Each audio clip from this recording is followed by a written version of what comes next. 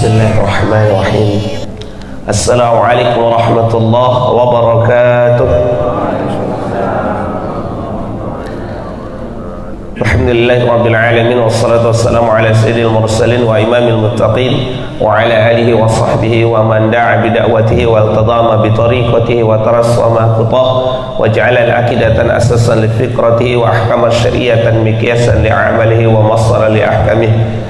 Asyhadu an la ilaha illallah wahdahu la syarika lah wa asyhadu anna Muhammadan abduhu wa rasuluh la nabiyya wa la rasula ba'da, amma ba'd. Faqala Allah ta'ala fil Qur'anil Karim, a'udzu billahi samil 'alim minasy syaithanir rajim. Bismillahirrahmanirrahim. Kaifa takfuruna billah wa kuntum amwatan fa ahyakum thumma yumitukum thumma yuhyikum thumma ilaihi turja'un. Bapak Ibu para alim ulama yang sama-sama kita muliakan, para tuan guru kita yang sangat kita muliakan, para orang-orang yang telah diamanahi oleh Allah jabatan, semoga terjaga amanahnya sehingga dia menjadi kebaikan bagi kita semua dan menjadi hisab terbaik di yaumil akhir. Dan para orang tua, Bapak Ibu yang dimuliakan oleh Allah, dan pada abang-abang, adik-adik, anak-anak semua yang semoga jadi generasi terbaik setelah kita semua. Pada kesempatan yang dimuliakan oleh Allah, kembali kita bersyukur hanya kepada Allah. Kenapa kalimatnya hanya kepada Allah? Maka ketika kita pahami benar-benar, maka demi Allah kita yakin pasti bahwa ruh itu yang ciptakan hanya Allah. Nggak ada yang bisa, yang lain. Dan jasad kita ini setiap jengkal, setiap hastanya yang ciptakan hanya Allah. Bahwa pasangan hidup kita yang ciptakan hanya Allah. Bahwa rezeki, harta yang sampai kepada kita yang ciptakan, yang memberikan hanya Allah. Yang menghidupkan hanya Allah, yang mematikan hanya Allah. Dan kita nanti di yaumil akhir yang akan menghisab hanya Allah. Yang akan bisa membalas amal kebaikan kita juga hanya Allah. Yang akan membalas amal keburukan juga kita hanya Allah. Maka untuk itu hiduplah hanya untuk Allah. Salawat dan salam pada junjungan alam Nabi Allah Nabi besar Muhammad sallallahu alaihi wasallam. Dengan lantunan Allahumma shalli ala sayyidina Muhammad, assalamu alayka ya Rasulullah. Luar biasa cintanya Rasul kepada kita, Pak Bu. Dari dulu, sekarang, bahkan sampai yang akan datang. Ketika dia hidup, dia cinta sekali sama kita. Ketika dia mau mati, dia ingat kita, umatnya, umati yang mungkin belum bertemu dengan dia, tapi dia sudah mencintai kita. Saat ini dia juga, kita harus berselawat terus padanya, dia dalam keadaan mencintai kita. Dan ketika di yaumil akhir, saat dia bangkit, saat dia bangun, saat ada hari hisab, semua orang sibuk memikirkan dirinya, memikirkan jiwanya, pribadinya. Tapi Nabiullah Muhammad SAW yang mencintai kita, dia tidak sibuk dengan dirinya, tapi dia bertanya, bagaimana umatku? Sampai hari kiamat dia mencintai kita, mencari kita. Betapa sayangnya dia kepada kita. Dan dia tidak akan masuk surga sebelum umatnya semuanya masuk surga. Subhanallah. Maka sungguh demi Allah, kita tidak bisa membalas cintanya kecuali hanya sedikit. Maka kita usahakan semaksimal mungkin hidup ini sesuai dengan syariat yang telah dititahkan, yang telah dicontohkan, yang telah ditinggalkan oleh Rasulullah Muhammad SAW sebagai cinta kita kepada beliau. Semoga diterima nanti di yaumil akhir, sehingga kita dapat syafaat semuanya dari Rasulullah Muhammad SAW. Amin ya rabbal alamin. Bapak Ibu yang dimuliakan oleh Allah, kembali kita lanjutkan kajian akidah kita yang satu pekan yang lalu. Semoga ini menambah pemahaman saya, karena kalimatnya kan kalau ilmu disampaikan bertambah. Dan juga menambah pemahaman Bapak Ibu yang sudah ada ilmunya, kalau sering diulang, didiskusikan akan meningkat kualitasnya, dan kuantitasnya pun akan juga ditambah oleh Allah. Terutama kita doa kepada Allah, Rabbi zidna ilman warzuqna fahman. Jadi ya Allah, berikanlah kami tambahan ilmu dan kau rezekikan pemahaman kepada kami, birahmatika ya arhamar rahimin. Mari kita mulai dengan basmalah. Bismillahirrahmanirrahim. Baik Bapak Ibu, kemarin kita sudah membahas Quran surah Al-Mulk, surah kedua, surah Al-Mulk ayat yang kedua, yang mana di kalimat allazi khalaqal mauta wal hayata. Jadi susunannya kemarin mati dulu baru hidup. Ini menjelaskan bahwa hakikat awal, hakikat akhir. Hakikat awal adalah mati, hakikat akhir hidup kita adalah hidup. Bagaimana kita ada? Itu dijelaskan dalam surah Al-Baqarah ayat 28. Wa kuntum amwatan, dulunya kamu mati. Fa ahyakum, kita ada itu karena dihidupkan oleh Allah. Summa yumitukum, lalu kita dimatikan. Summa yuhyikum, lalu kita dihidupkan. Summa ilaihi turja'un, di yaumil akhir nanti kita kepadanya kita kembali. Berarti kita tetap hidup di yaumil akhir. Karena kita kembali kepada yang kekal, maka yang kekal itu mengekalkan kita, maka kita hidup selamanya.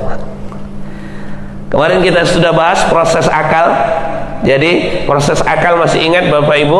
Ini dalam proses pendidikan namanya apersepsi ini Pak. Kembali lagi diulang sedikit sebelum melanjutkan kajian. Jadi ada 4 kemarin kan komponennya. Yang pertama harus ada panca indera, harus ada faktanya Pak. Karena kita berpikir harus ada faktanya. Yang kedua panca indera. Yang ketiga otak yang sehat. Yang keempat informasi. Karena dalam proses akal harus ada fakta. Kalau nggak ada fakta, kita nggak bisa bicara, nggak bisa memahami, nggak bisa meyakini, ya kan? Nggak bisa berpikir kalau nggak ada fakta. Misalnya ditanya, coba pikirkan yang nggak ada, nggak mikir Pak, nggak bisa, karena nggak ada faktanya. Tapi coba pikirkan yang ada faktanya. Misalnya coba pikirkan masjid, oh langsung bisa. Nah, terus fakta kemarin kita bahas, ada yang langsung, ada yang tidak langsung. Kalau manusia faktanya langsung. Adakah manusia? Ada, langsung nampak. Fakta yang kedua tidak langsung, tapi fakta itu jadi perantara. Adakah pencipta manusia? Ada, faktanya kan manusia, tapi kita jadikan perantara. Adanya manusia memastikan adanya pencipta manusia. Adanya HP memastikan adanya pembuat HP. Tidak mungkin ada HP tanpa ada yang membuatnya. Begitulah orang Badui dulu ditanya, orang kampung, dia ditanya, orang Badui itu orang kampungnya Arab. Jadi orang Badui itu kalau bahasanya sangat Arab sekali, asli sekali. Jadi Rasulullah itu dulu kecil sudah di tempat Badui, makanya bahasa Arabnya kualitasnya tinggi. Al-Quran itu bahasa asli Arab, itu sangat mudah dipahami. Maka ketika itu ditanya ke orang Badui yang sudah beriman oleh orang kota di Mekah saat itu, ditanya, bagaimana kamu meyakini adanya pencipta? Kok bisa kamu beriman? Kok bisa kamu Islam? Maka dia dengan jawab, maaf, itu ada teh onta pasti ada ontanya. Sekalipun saat ini kita tidak lihat ada ontanya Pak, ya kan? Adanya alam semesta pasti ada yang menciptakannya, sekalipun kita belum melihatnya. Seperti kita kemarin, adanya HP pasti ada yang buat. Seumur hidup nggak ketemu orangnya nggak apa-apa, pasti tetap ada yang membuat HP. Ini fakta yang pertama kita bahas kemarin, bahwa adanya pencipta, yaitu adanya yang menciptakan alam semesta, manusia dan kehidupan. Dan dalil kemarin ada dalil akli, dalil nakli. Beriman kepada adanya Allah itu dengan proses dalil akal. Banyak dalilnya Pak. Salah satunya ayat Al-Quran mengarahkan kepada akal. Contoh, a'udzubillahi samil alim minasyaitonir rajim. Bismillahirrahmanirrahim. Inna fi khalqis samawati wal ardi wa ikhtilafil laili wan nahari la ayatil liulil albab. Dalam penciptaan langit dan bumi, silih berganti siang dan malam, di dalamnya ada ayat, tanda-tanda bagi orang yang berpikir. Jadi dalilnya akli kalau mau yakin adanya tidaknya Allah Subhanahu wa taala. Baik Bapak Ibu, berarti kemarin kita sudah ini kecil ya. Ini jauh kali. Ya, yang agak besar ada yang sudah terpakai. Iya, semoga. Ya, dalil akli ya. Ada khalaqal mauta wal hayah. Kita baru membahas wa kuntum amwatan. Baru amwatan fa ahyakum. Baru sampai ke sini.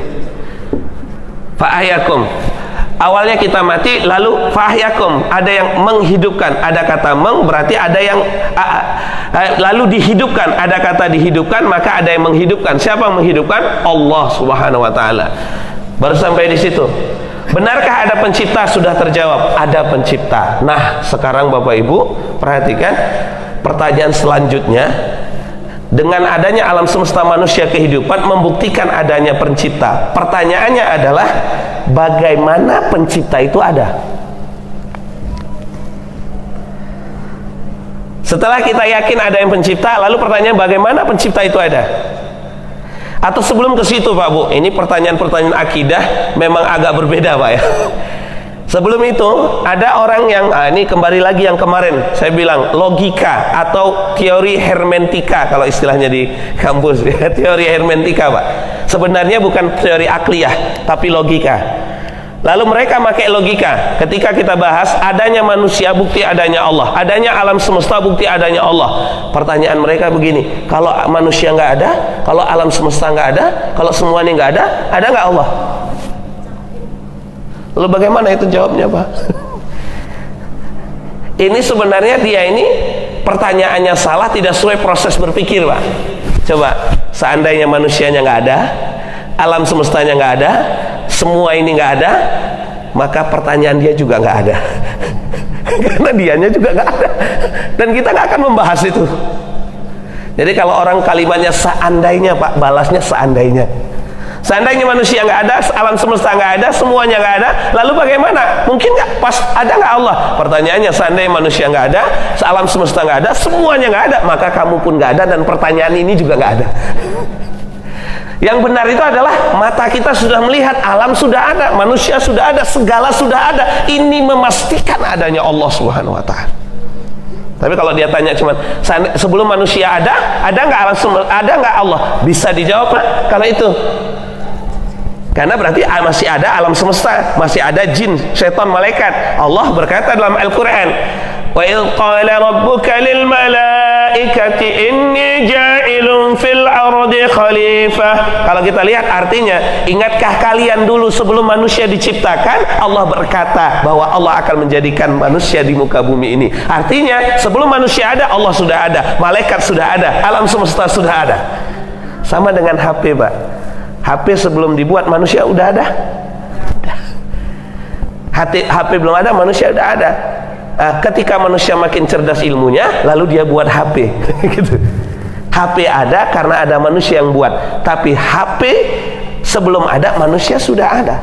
Tapi kalau kalimatnya jika semuanya tidak ada, adakah Allah? Kan bukti di sini Pak ya. Berarti Al-Quran pun belum ada di situ. Maka jawabannya, jikalau semuanya tak ada, maka pertanyaan itu juga tidak ada. Kita pun tidak ada. Nah sekarang pertanyaannya, sudah pasti Pak, kita bahas kemarin bahwa pencipta itu ada. Maka pertanyaan selanjutnya, ini proses akal.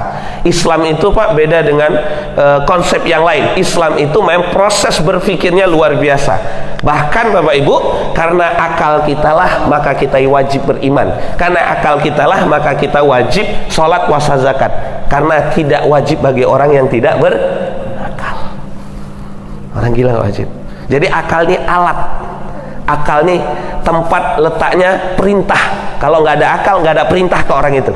Sekalipun basicnya ada, ruhnya ada, semua potensinya ada, kecuali akal. Kalau dia gila, maka tidak ada hukum wajibnya dia menerima perintah Allah dan sebagainya Pak. Jadi akal alat yang paling utama untuk memahami ayat-ayat Allah. Jadi bukan didewakan tapi digunakan alat. Nah sekarang kita bertanya secara proses akal, adakah kalau pencipta adakah? Sudah jawab ada. Sekarang kita tanya lagi, bagaimana pencipta itu ada? Ini Pak, ternyata ditemukan ulama 3 pertanyaan penting Pak. Pencipta itu ada itu.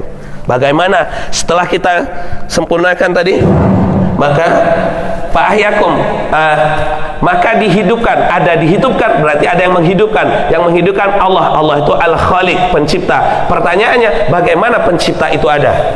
Pertama Pak, kemungkinannya kita buat kemungkinan. Mungkinnya apa yang pertama? Sesuatu itu ada, kan bagaimana pencipta itu ada? Bicara pencipta ada, berarti bicara mungkinnya seperti apa dulu. Dikumpulkan kemungkinan. Maka dikumpulkan ada 3 kemungkinan. Kemungkinan pertama Pak, mungkin pencipta itu ada karena diciptakan oleh yang lain. Diciptakan oleh yang lain. Yang kedua, kemungkinan pencipta itu ada karena menciptakan dirinya sendiri.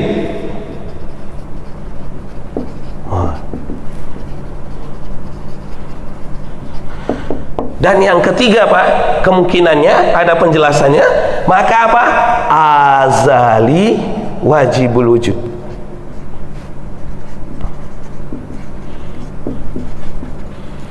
Ditemukan hanya ada 3 kemungkinan ini Pak. Yang pertama, kemungkinannya itu diciptakan oleh yang lain. Pencipta ada. Yakin orang pencipta itu ada. Yakin ada yang menciptakan manusia, alam semesta, semua yakin 100%. Sekarang ditanya, bagaimana pencipta itu ada? Maka kemungkinan pertama, sesuatu itu ada karena ada yang menciptakan. Kalaulah Khalik pencipta itu diciptakan, maka dia bukan jadi makhluk dicipta. Maka tidak mungkin Khalik itu makhluk. Jadi adik-adik, anak-anak kita ini ada di sini dan Bapak Ibu, dari sini kita paham, orang kadang bisa jadi dia menyatakan bahwa pencipta ada, tapi pencipta yang dia sebut itu ternyata makhluk. Ada yang bilang patung yang dibuat besar dibilangnya Tuhan. Faktanya ada ternyata Pak. Dituhankan makhluk. Ada yang menuhankan matahari, ada yang menuhankan bulan, ada yang menuhankan pohon-pohon, ada yang menuhankan laut Pak. Karena dianggapnya itu pencipta, itu yang memberi rezeki, itu yang memberi apa? Ini kena yang nomor 1. Itu makhluk bukan pencipta. Salah.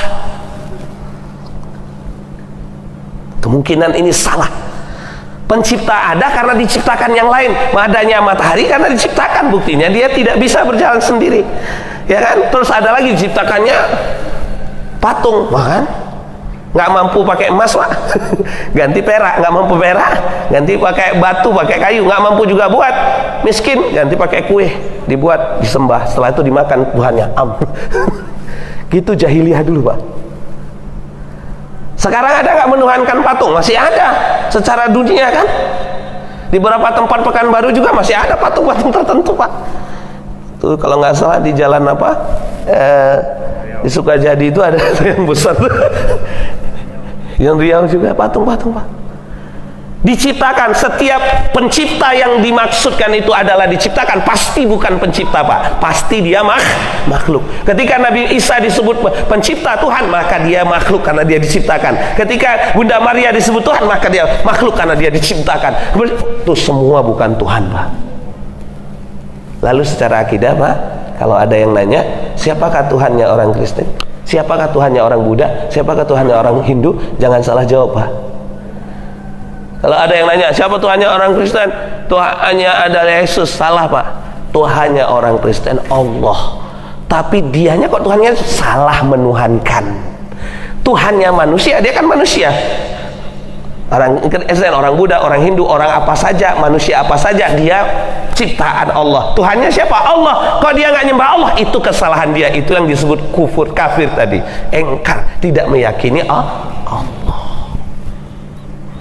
Jadi bukan jawabannya ya Tuhannya adalah ini, salah. Kita menolak Tuhannya dia itu. Dia yang salah. Tuhannya tetap Allah. Jangan sampai geser Pak. Sikit aja tuh Pak. Sikit aja tuh. Tuhannya orang Kristen sama Yesus, salah. Allah. Tapi dia menuhankan berarti bukan Tuhan. Betul, belum tentu Tuhan.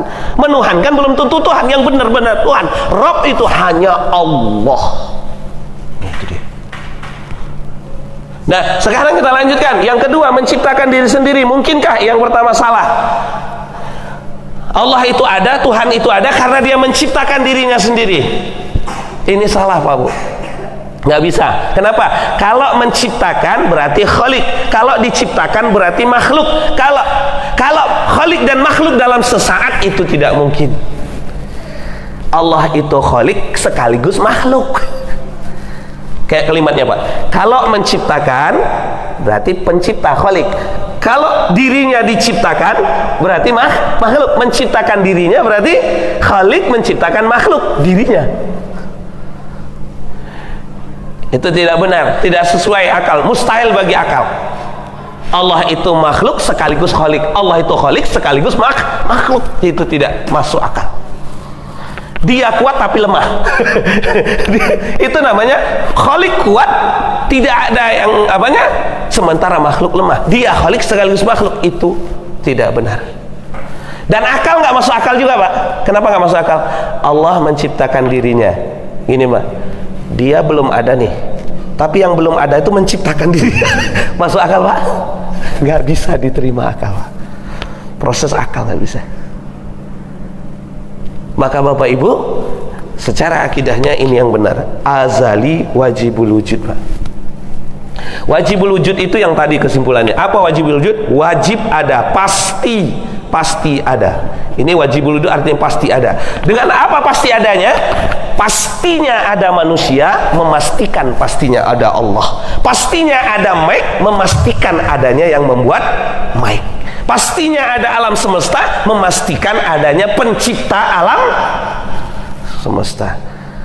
Walaupun kita nggak pernah ketemu, Pak, ya, sama HP tadi kan, seperti yang kita bahas kemarin, Bapak Ibu, ya. Pasti nggak adanya yang buat HP, Bapak Ibu? Pasti. Kenapa pasti? Karena HP-nya jelas pasti ada.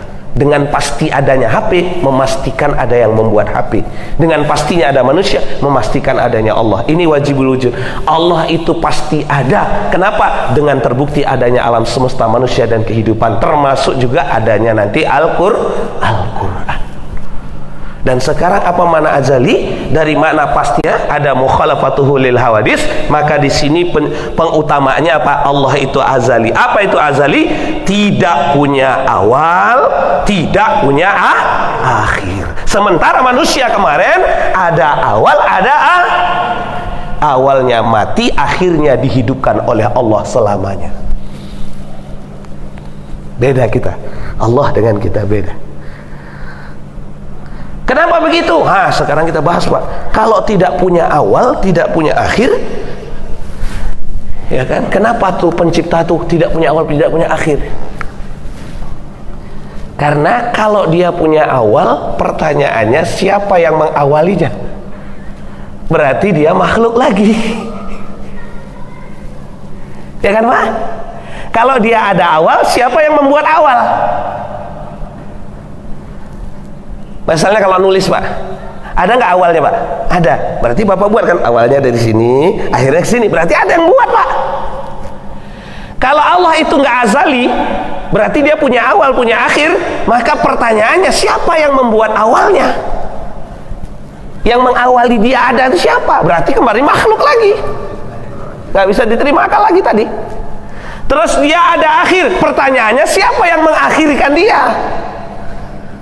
Kalau ada akhir berarti ada yang mengakhirkan, Pak. Kalau Allah diakhirkan berarti ada Tuhan lagi di balik dia.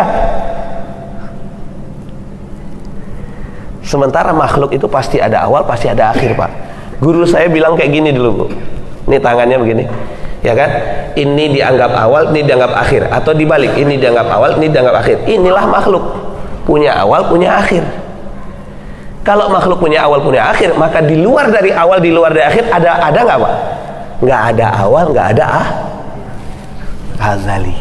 Kalau masih punya awal, punya akhir, pasti makhluk. Terus yang kedua, kenapa dia tidak punya awal? Karena dia yang mengawali. Kalau tadi kan jawabannya, siapa yang mengawali dia? Kalau ini jawaban yang nomor 2 pertanyaannya, sama pertanyaan tapi jawabannya 2, Pak. Tadi kan, kenapa tidak punya awal? Kalau Allah punya awal, siapa mengawali? Kalau sekarang jawabannya, kenapa Allah tidak punya awal? Karena Allah yang mengawali. Kalau dia yang mengawali, berarti dia tidak punya awal. Karena dia sebelum awal, Pak. Paham, Pak? Ini harus dipahamkan betul. Dan kenapa dia tidak ada akhir? Karena dialah yang mengakhirkan. Kalau dia yang mengakhirkan, berarti dia di luar dari akhir itu. Dia tidak terbatas pada batas awal dengan akhir. Kayak tadi, Pak, ini awal, ini akhir, maka Allah di luar dari ini. Subhanallah, Pak. Kira-kira bisa dipahami, Pak? Kalau guru-guru kita cepat ini insya Allah, Bu. Gimana, Bu? Jadi tidak punya awal, tidak punya akhir. Kita berbeda dengan Allah. Kalau kita punya awal, Allah, kita punya akhir. Allah tidak punya awal, tidak punya akhir. Karena mukhalafatuhu lil hawadis, berbedaan, bersalahan antara bahru dengan Allah Subhanahu wa taala. Dulu, Bu, ada anak kecil nanya ke orang tuanya, Bu, Pak, kejadian dia murid saya, sekarang sudah di pesantren, Hanif namanya, Jalan Arifin Ahmad sana. Rupanya ini dahsyat dulu, Pak, rupanya menyebar nih orang kafir, kristenisasi. Anak itu dikumpulkan, ditontonkan film, dikasih majalahnya kemarin sampai ke saya. Lalu dia bilang pulang-pulang nanya ke ayah ibunya, ya bunda, dia manggil bunda, ayahanda, bukankah lebih baik Allah itu, Tuhan itu punya ayah, punya ibu? Jadi ada Tuhan anak, ada Tuhan ayah. Jelas lah. Dia tanya gitu. Anak yang nanya tadi masih SD kelas berapa gitu. Gimana menjawabnya, Pak? Bukankah lebih baik Tuhan itu punya ayah, punya ibu daripada nggak punya? Kita punya ayah, punya ibu kan gitu. Ketika itu saya menjawabnya, Pak, saya teringat langsung penjelasan mukhalafatuhu lil hawadis. Lalu saya tanya, ya kan, sama dia, Hanif, ya, Hanif sama Ustaz sama manusia. Hanif sama sama bapaknya sama ibunya sama. Nah, sama. Sekarang kita lihat persamaannya. Hanif punya ayah ibu? Punya. Ustaz punya ayah ibu? Punya. Bapaknya punya ayah ibu? Punya. Kalau gitu Hanif mau nggak Tuhankan Ustaz?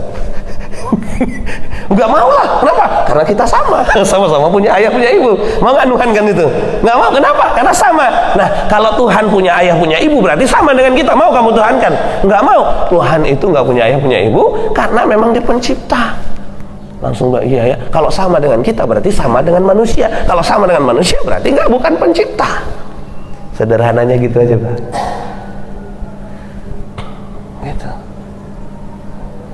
Ya, ini bahaya mukhalafat ini. Kadang orang nyembah pohon itu sama nggak dengan Allah. Menyembah matahari sama nggak dengan Allah. Menyembahkan gitu. Sifat-sifatnya nggak ada di situ, Pak. Ini azali, tidak punya awal, tidak punya akhir. Jadi Allah itu tidak punya awal dan tidak punya akhir, Pak. Karena tidak yang ada yang mengawali dia, yang tidak mengakhiri dia. Bahkan dialah yang mengawali segala-galanya, bahkan dialah yang mengakhiri segala-galanya. Maka dialah Allah, Khalik, pencipta segala-galanya. Siapa dia namanya? Yaitu Allah Subhanahu wa ta'ala. Ini sampai di situ untuk tahap awal, Pak, bahwasanya fa'ahyakum, adanya manusia awalnya mati lalu dihidupkan. Siapa yang menghidupkan? Allah. Bagaimana Allah itu ada? Allah itu ada azali wajibul wujud. Dia tidak punya awal, dia tidak punya akhir, dan dia yang mengawali. Apa yang diawali? Manusia dia awali dengan cara dari kematian dia hidupkan, Pak. Fa'ahyakum, lalu dihidupkan oleh Allah. Kalau kata Allah nanti min sulalati min tin, dari tanah. Nah, itulah prioritasnya Allah. Mau dia hidupkan dari mana, kan? Atau langsung kun fayakun, terserah Allah. Karena dia yang pasti, dialah yang menghidupkan manusia. Nah, sekarang setelah hidup kita ambil ujung dulu, Pak. Fa'ahyakum summa yumitukum. Maka kita masuk summa yumitukum. Kemudian Allah yang mematikan. Pertanyaan ini berbicara akidah lagi, Pak. Benarkah Allah yang mematikan? Summa yumitukum.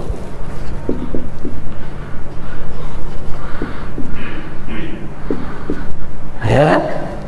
Fa'ahyakum summa yumitukum. Maka kemudian dimatikan. Siapa mematikan? Kembali lagi Allah. Benarkah Allah? Gimana penjelasannya? Kalau ada orang meninggal, innalillahi wa inna ilaihi raji'un, informasi dari masjid kita, lalu sampai ke kita, lalu ada pertanyaan, Pak. Apa pertanyaannya? Apa sebab matinya? Betul, Pak, ya? Bu, ada gitu, Bu? Ya, tanya sebab matinya. Datang kawan ini dibilangnya tak ada sebab. Kira-kira bagaimana, Pak? Nggak mungkin. Gitu kan? Iya, saya udah temu sama dia tadi, dia sehat aja, udah sembuh berapa hari ini, tak ada sakitnya, pas pagi meninggal. Nggak ada sebabnya. Orang ada menjawab begini biasanya Pak Bu, kalau meninggal apa jawabannya? Oh, sebabnya sakit ini. Kayak kemarin sebabnya corona. Apa lagi Pak? Oh, sebabnya ditabrak motor, dia lagi jalan tabrak, brok, mati. Oh, sebabnya karena terkelitik sikit jatuh mati. Oh, sebabnya banyak kali kalimat sebab-sebabnya Pak. Maka dalam pembahasan akidah, sebab itu harus kita pahami Pak Bu. Sebab itu ada istilahnya Pak, sebab akibat. Kita kembali lagi Pak, ada sebab akibat. Kalau sebabnya ini, pasti akibatnya ini. Harus kayak gitu Pak. Namanya sebab akibat. Kalau dia disebut sebab, maka akibatnya harus sama Pak. Ini secara akidah, jangan sampai nanti kesalahan. Jadi kalau sebabnya misalnya sakit, kalau sebabnya itu, maka hasilnya pasti itu. Contohnya Pak, ini harus pasti kedua-duanya. Contoh ini, misalnya karpet kita nih, akibatnya basah, kan gitu kan? Pertanyaannya apa sebabnya Pak? Kena air. Kalau kena air masih bisa apa? Nggak pas. Kenapa? Karena kena minyak basah juga. Jawaban yang tepat apa? Kena benda karena kalau benda padat nggak akan basah Pak. Jadi gini kalimat yang pas Pak kan? Sebabnya kena benda cair, maka pasti basah. Dia basah pasti karena kena benda cair. Bisa dibalik-balik Pak. Saya ulangi. Kena benda cair pasti basah. Basah pasti karena kena benda cair. Ininya namanya sebab akibat. Kalau nggak bisa dibolak-balik pasti gini Pak, berarti bukan akibat, bukan sebab. Sekarang saya tanya, ada orang bilang, apa penyebab matinya corona? Sekarang saya tanya, apakah setiap orang kena penyakit corona pasti mati? Apalagi dibalik Pak, apakah setiap orang mati karena corona? Tidak pasti, berarti corona bukan sebab mati. Apakah setiap orang ditabrak mobil mati? Apakah setiap orang mati karena ditabrak mobil? Tambah parah lagi Pak. Tidak pasti. Dulu di Tapanuli teman saya ditabrak mobil, pecah kepalanya, keluar otaknya Pak, dibawa rumah sakit, otaknya diambil, dimasukkan, sekarang masih hidup Pak. Aneh Pak kan, ditabrak besar gitu nggak mati. Ada orang tersenggol sedikit mati, harusnya yang lebih besar mati kan. Terus Bapak Ibu, apakah setiap orang tenggelam mati? Tidak. Apakah orang mati setiap mati karena tenggelam? Tidak juga. Maka tenggelam itu bukan penyebab mati. Ya Pak? Ada di tsunami di Aceh itu, ada anak bayi yang udah tenggelam, timbul tenggelam, hidup. Ada seorang ibu timbul tenggelam, hidup. Ada yang lainnya kok gagah-gagah mati, ya kan? Nggak nyambung rasanya Pak. Yang gagah mati, kok anak bayi tak mati? Berarti yang menetapkan mati tidak mati siapa? Allah. Kalau mati dia pasti mati. Kalau nggak mati macam manapun kejadiannya pasti tidak mati. Ini bisa kita lihat Pak. Ini akidah. Ini awalnya tadi dari Allah, akhirnya juga kita akan dimatikan oleh Allah. Jadi sebab Bapak Ibu, kalau ada sebab pasti terjadi. Berarti apa, sakit bukan sebab mati, tertabrak mobil bukan sebab mati, apalagi ditembak, misalnya kita ditembak bukan sebab mati, atau kita di apapun bukan sebab mati. Sebab mati itu bukan itu, karena itu tidak pasti mati. Kalau andai kan itu sebab mati Pak, bagaimana dengan orang sholat Pak, lagi sujud mati? Jadi sebab matinya apa Pak? Karena sujud. Kalau gitu takut ibu sujud, mati nanti kan. Katakan orang lagi sakit mati Pak kan, lalu dia lagi sujud mati, berarti lagi sakit dibilang sakit penyebab mati. Kalau lagi sujud mati, sebab mati jadi sujud. Maka dalam Islam tuh Pak, ternyata masalah maut, masalah mati itu ada istilah sebab, ada istilah keadaan. Keadaan, al-hal, keadaan Pak. Allah sebab ada keadaan. Apa keadaannya? Keadaan ketika mati. Oh, ada orang mati keadaannya sedang sah. Ada yang mati keadaannya setelah ditabrak mobil. Ada yang mati keadaannya sedang tenggelam. Ada yang mati keadaannya sedang sehat. Ada yang mati keadaannya sedang sholat. Ada yang mati keadaannya sedang main bola. Tengok Pak, yang main bola di TV itu. Mana boleh orang main bola kalau jantungan, Pak? Nggak boleh itu main bola tuh. Ada dicek fisiknya tuh, itu bahaya. Tapi kok bisa mati dia? Katanya gagal jantung. Yang jelas itu bukan sebab mati. Keadaannya saat main bola mati. Ada yang mati dalam keadaan minuman khamar. Ada yang mati dalam keadaan meninggalkan salat. Ada yang mati dalam keadaan, ini beda lagi keadaannya, Pak. Nanti kita pahami, Pak. Sekarang kita bahas keadaan saja. Yang ada keadaannya masing-masing. Ini bukan penyebab mati. Ada yang keadaan ditangkap, ada keadaan ditembak, ada keadaan terserah, Pak. Yang jelas mati bukan itu penyebabnya. Nah, apa penyebab mati? Satu-satunya penyebab mati dijelaskan oleh Allah Subhanahu wa taala. Fa idza ja'a ajaluhum la yastakhiru sa'atan wa la yastaqdimun. Apabila telah datang ajal, maka tidak bisa diakhirkan dan tidak bisa dipercepat. Jadi satu-satunya penyebab mati apa, Pak, Bu? Ajal datang. Ya, Bu. Sekarang saya tanya, apakah setiap ajal datang pasti mati? Pasti, Pak. Ajal datang saat orang tidur, mati orangnya? Mati, Pak. Ajal datang saat orang sakit, mati orangnya? Mati, Pak. Ajal datang saat orang sholat, mati orangnya?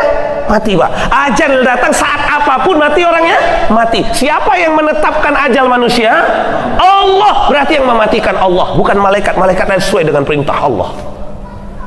Dulu pernah saya ceramah ini, Pak, saya sampaikan di Inhu dulu pas saya masih mahasiswa. Saya bilang sama Kapolsek, Pak Kapolsek, karena kita dekat, saya bilang, Anda jaga saya, ya, hari ini Anda jaga, betul-betul dijaga dengan semua anggota Anda semua. Kalau kata Allah saat ini saya mati, Anda tak akan bisa menjaga saya, pasti mati.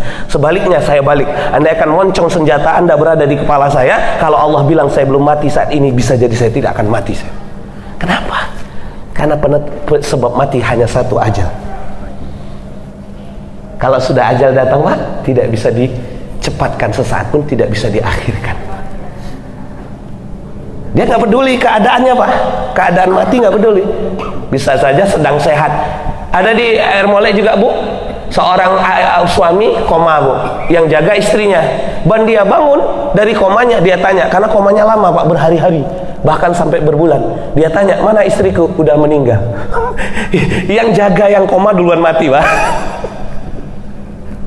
Orang nyangka yang koma akan mati, Pak, ya? Belum tentu mati. Ternyata yang jaga duluan meninggal. Mungkin karena stres, kata orang. Enggak, karena memang beda. Ajalnya sudah ditetapkan beda, Pak. Kalau kita sangka, Pak, kita duluan ayah yang meninggal, Pak. Tapi banyak nggak anak duluan meninggal dari ayah? Ya, kayak saya ini, ayah saya masih ada, ibu saya masih ada, saya abang perang pertama, tapi yang meninggal duluan adik saya paling kecil, Pak.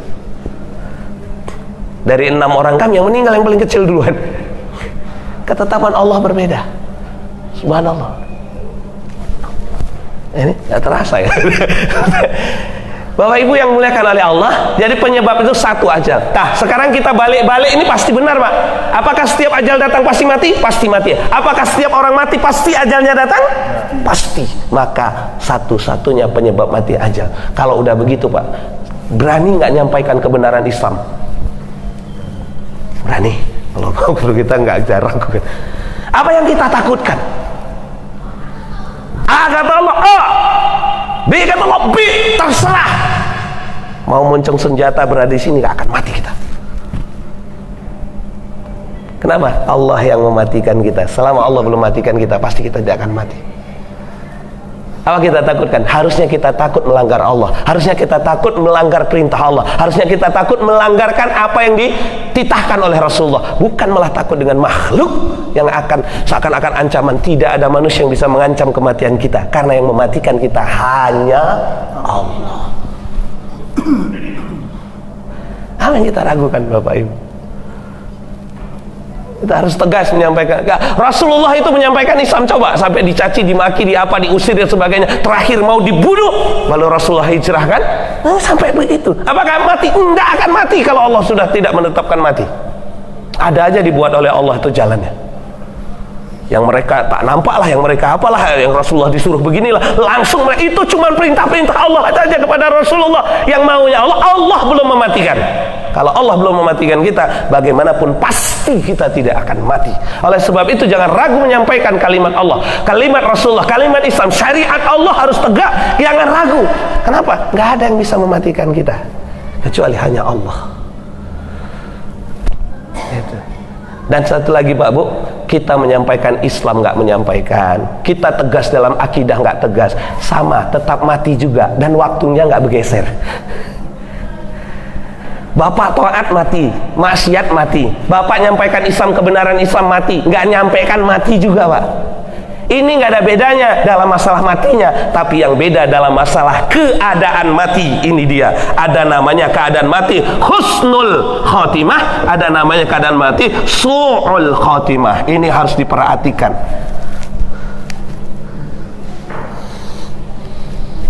Mati pasti, tapi mati husnul khotimah atau su'ul khotimah. Itu. Subhanallah. Jangan sesekali dengar azan zuhur, ya kan, lalu kita mikir seakan-akan masih hidup lagi. Harusnya kita langsung datangi Allah. Takutnya begini Pak, ban mati ternyata sedang meninggalkan sholat. Gimana Pak?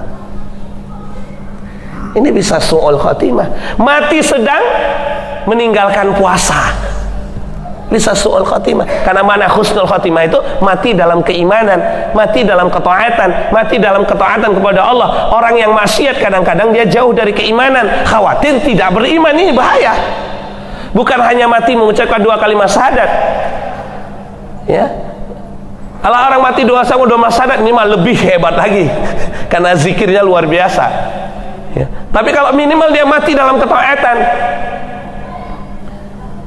Jangan sampai kayak tadi keadaannya, dia mati saat minuman keras, dia mati saat dia berzina, dia mati sampai lengket Pak. Ada kejadiannya, lengket nggak bisa dilepaskan. Akhirnya orang tuanya malu, ditembak aja sama orang tuanya, tentara. Karena mati dalam memalukan begitu, mati dalam keadaan berhubungan seksual zina, dimatikan pas rupanya ajalnya nyampe Pak. Gitu. Kita mau mati dalam keadaan apa tergantung kita. Kalau kita sering berzikir, mati dalam berzikir kepada Allah. Kalau kita sering menjalankan perintah Allah, insya Allah mati dalam keadaan melaksanakan perintah Allah. Ketika kita mendukung tegaknya syariahnya Allah di muka bumi ini, karena Allah katakan wa ma arsalnaka ila rahmatal lil alamin, bukan Indonesia tapi sekalian alam. Wa ma arsalnaka ila kafatal linnas, untuk seluruh manusia. Allah katakan wa iz qala rabbuka lil malaikati inni jailun fil ardi, khalifah itu fil ar, muka bumi ini, bukan hanya fil Indonesia. Maka khilafah tegak seluruh dunia pasti. Maka yakin ya kita nyampaikan, mati dalam memperjuangkan itu atau mati dalam menghalangi tegaknya itu. Ini pilihan, husnul khotimah atau su'ul khotimah. Mati maksiat. Al-Quran yang tertinggi atau institusi yang tertinggi, pilih nanti hisabnya apa di akhirat. Institusi buatan manusia, Al-Quran dari Allah. Kalau kita mengakidahnya benar, pasti Allah yang kita dulukan daripada makhluk. Al-Quran nggak boleh dirubah, yang lain silahkan kita rubah sesuai Al-Quran. Kalau nggak mau, ya sudah, pilih mati husnul khotimah atau su'ul khotimah.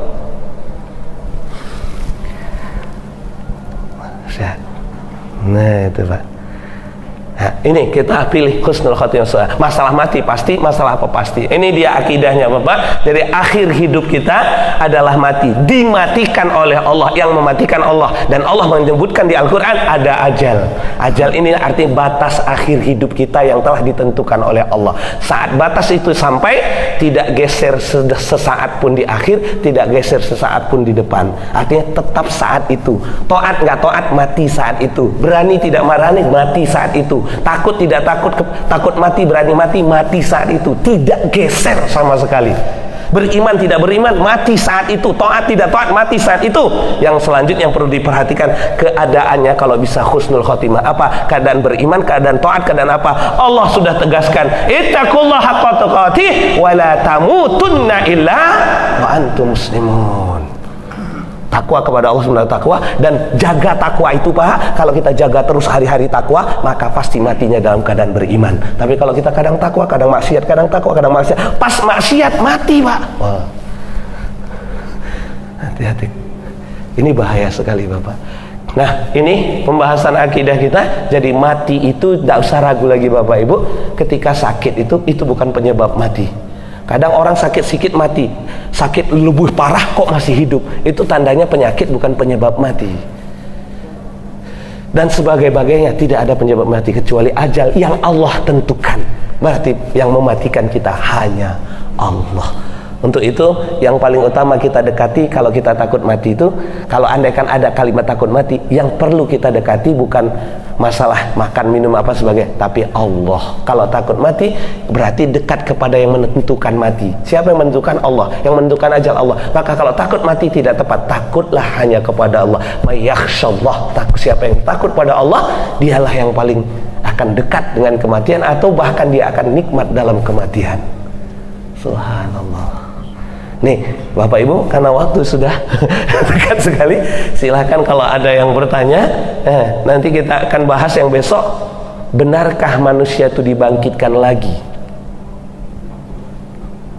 Kalau mati semuanya udah yakin, tapi belum yakin kalau penyebab matinya hanya Allah, tidak kita bahas. Tapi sekarang adakah kebangkitan lagi? Itu kita akan bahas. Pastikah ada kebangkitan itu? Pastikah akan kita dibangkitkan oleh Allah lagi? Itu kita bahas.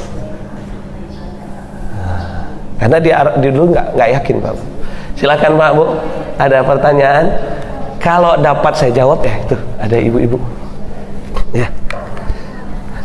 Ayo silakan. Itu ada ibu. Ada. Nanti Pak Haji bantu jawab kalau nggak dapat. Assalamualaikum warahmatullahi wabarakatuh. Ustaz mau nanya, kalau yang orang yang dihukum somasi mati itu apakah yang udah ajalnya? Itu kan padahal kan dari hukumnya sendiri yang besok dia akan somasi mati. Apa itu udah dari Allah, udah ajaran tanggal segitu dan jam segitu dia mati? Apa emang dari pemerintah sendiri yang membuat orang itu mati gitu yang salah? Terima kasih. Assalamualaikum warahmatullahi wabarakatuh. Assalamualaikum warahmatullahi wabarakatuh.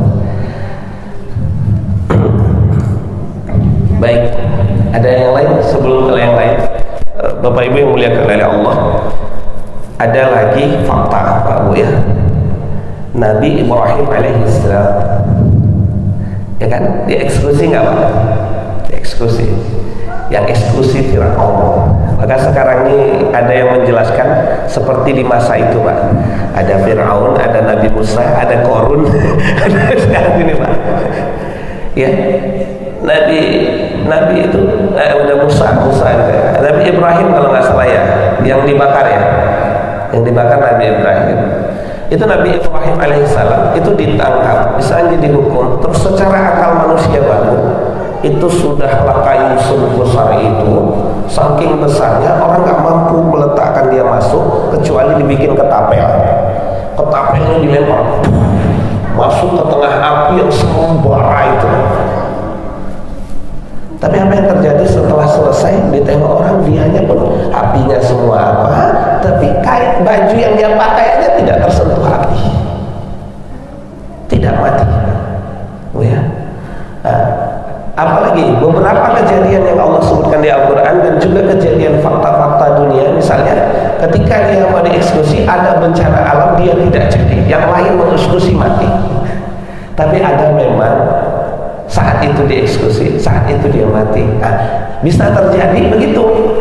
Aktivitas itu memang tepat waktunya dia mati. Gitu. Jadi misalnya kalau dia matinya 5 menit lagi Pak Bu, itu bandi eksekusi 5 menit lagi baru mati. Itu kejadian Al-Halats. Ya, dulu saya pernah baca di dalam kitab tentang tasawuf itu, Al-Halats tasawuf falsafi tapi ya. Itu ketika dia mati itu dipotong lehernya, bergulir kepalanya, itu kepalanya bergerak. Lalu tertulis kalimat-kalimat itu dari darah itu bergerak. Tunggu dulu sampai sekian waktu baru dia mati. Enggak saat itu, ada yang terpotong langsung mati, tapi ada yang lama dulu baru mati. Gitu. Ada lagi kejadian orang yang dia naik motor sukanya apa ya? Jadi dia ketabrak Pak. Saking tabraknya dia nih suka lomba-lomba lah ya. Jadi dia nabrak dari mulai belakang motornya sampai depan nyatu Pak. Nyatu. Terus ternyata satu darah pun nggak ada yang keluar.